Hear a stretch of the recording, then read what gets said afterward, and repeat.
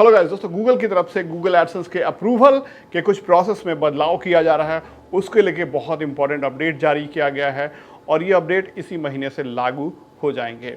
साथ साथ दूसरा अपडेट है गूगल के सर्च लिस्टिंग को लेके और इसमें एल्गोरिथम में बहुत बड़ा बदलाव किया जा रहा है। उसके बारे में इस वीडियो में बात करें, इस वीडियो को ध्यान से देखिए। तो सबसे पहला अपडेट आया है गूगल एडसेंस में अप्रूवल को लेके।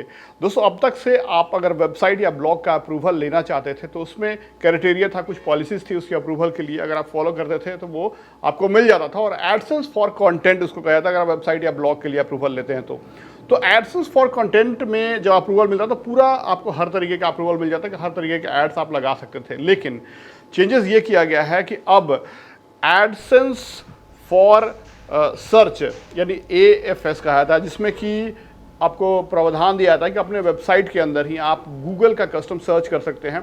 वहाँ पे गूगल सर्च बन जाता है बीच में और उसी में अगर सर्च एक पेज बना सकते हैं कि लोग सर्च करें तो गूगल के सर्च रिजल्ट दिखते हैं उसमें आपके वेबसाइट के अंदर, और साथ साथ शॉपिंग एड्स भी उसमें दिखते हैं। तो ये जो था एडसेंस फॉर कंटेंट, वेबसाइट के लिए आप अप्रूवल लेते थे तो उसी के साथ मिल जाता था पहले एडसेंस फॉर सर्च और शॉपिंग का अप्रूवल। लेकिन अब कहा रहा है कि स्टार्टिंग फ्रॉम 4 मार्च 2024 से अगर आप अपने वेबसाइट के लिए अप्रूवल ले रहे हैं तो आपको अलग से अप्रूवल लेना पड़ेगा एडसेंस फॉर सर्च के लिए और शॉपिंग एड्स के लिए।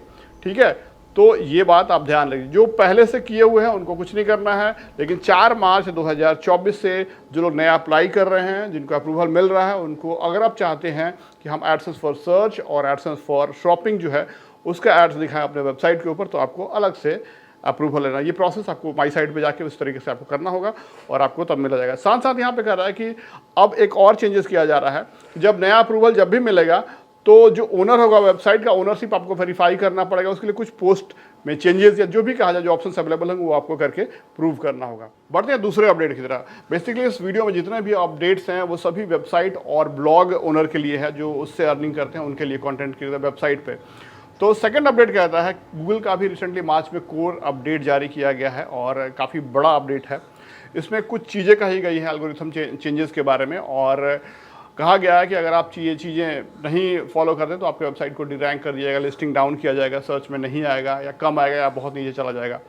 तो यहाँ पे पॉइंट नंबर 1 कह रहा है किन किन लोगों की रैंकिंग कम होगी वो बताया जा रहा है। सबसे पहला कहा जा रहा है कि अगर आप reduced low quality unoriginal content इस्तेमाल करते हैं, यानी लो क्वालिटी और अनओरिजिनल कंटेंट इस्तेमाल करते हैं। शुरू से गूगल का ये चीज़ था, लेकिन यहाँ पे कहा गया, डिटेल में देखा गया कि लोग आजकल क्या कर रहे हैं कि AI का इस्तेमाल करके चैट GPT या फिर जो भी AI सॉफ्टवेयर हैं उसका इस्तेमाल करके कंटेंट क्रिएट कर रहे हैं और इसको स्पिन कर ले रहे हैं आर्टिकल स्पिनर से, या फिर थोड़ा बहुत मैनिपुलेट करके मतलब ओरिजिनल, ठीक है, रिपीटेड कंटेंट डाल रहे हैं बार बार उसी टाइप के कंटेंट एल्गोरिथम को चीट करने के लिए। तो वैसे लोग जो कर रहे हैं AI का इस्तेमाल, उनके रैंकिंग में खासा गिरावट देखने को मिलेगा।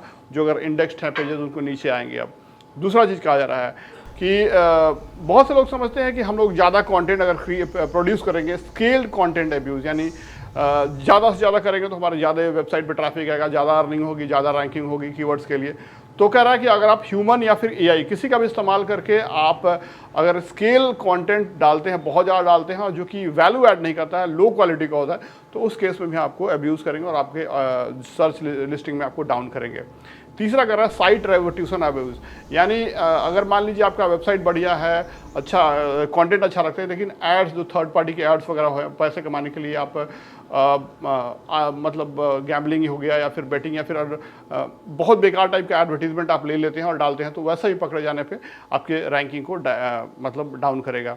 और लास्ट है एक्सपायर्ड डोमेन एब्यूज़, यानी बहुत से लोग क्या करते हैं, हाई अथॉरिटी के कोई वेबसाइट था, वो मान लीजिए एक्सपायर हो गया है और लोग उसे खरीद लेते हैं, खरीद के उस पर लो क्वालिटी कंटेंट डालने लगते हैं या फिर दूसरी कैटेगरी कंटेंट डालने लगते हैं। जो पहले वो था मान लीजिए एजुकेशनल, तो मान लीजिए कुछ और डालने लगे उस पर। तो वैसे लोग जो एक्सपायर्ड डोमेन खरीद के और दूसरी कैटेगरी कंटेंट या फिर लो वैल्यू कंटेंट डाल रहे हैं, उनके भी ये सोचते हुए कि हाई का अथॉरिटी वो डोमेन था, हमको भी उसका रैंकिंग का फ़ायदा मिल जाएगा अथॉरिटी का, तो वो चीज़ें अब नहीं होने वाली, वो आपका भी डाउन हो जाएगा उस टाइप के वेबसाइट्स अगर आप खरीदते हैं तो हम आशा करते हैं कि ये सारे अपडेट्स थे कोर जो गूगल के, और नया एडसेंस का रूल फॉर एडसेंस अप्रूवल नीचे डिस्क्रिप्शन में लिंक है, आप इसको विस्तार से पढ़ लीजिएगा और फॉलो कीजिए। हम आशा करते हैं वीडियो अच्छा लगा, वीडियो को लाइक कीजिए, अपने दोस्तों को शेयर कीजिए, हमारे चैनल को सब्सक्राइब कीजिए। धन्यवाद।